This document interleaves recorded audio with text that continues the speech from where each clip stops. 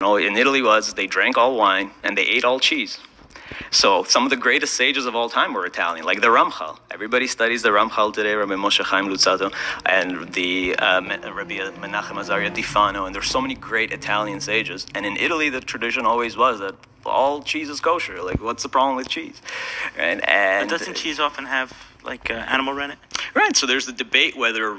So I wanted to address this thing about the wine specifically. Maybe I'll go more into it. But he had said just previously that it comes from the school of the house of Shammai. There's Shammai and Hillel.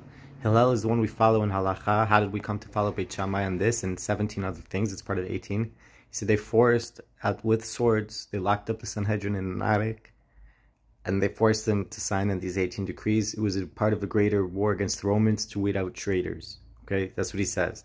Brilliant stuff. You can watch the whole class. All right. And it counts as food or not, because it's really essentially a chemical additive. And the general rule is that chemical additives don't need kosher super. They're chemicals. They're not. You can't eat rennet, right? Like, it's an enzymatic. It's kind of nasty. Even you wouldn't want to eat it. So once it's something that you don't eat, it's a derivative. It's not considered a food. It's a chemical, and there's no problem with the milk because it's just milk. And so what's the issue here? And today we have all the more reason to be lenient because over 90% of the cheese market today doesn't even use rennet because it's all synthetic enzymes. They use things like chymosin, which is lab made.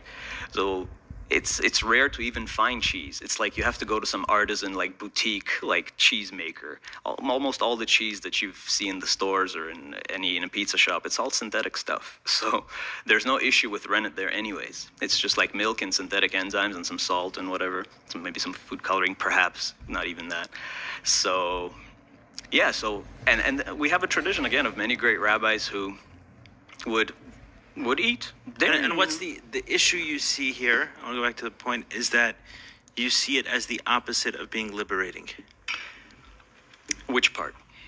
Like the extremeness around. Yeah, what's stifling people and stopping them. Cool, I'm going to let you guys go watch the whole class, alright?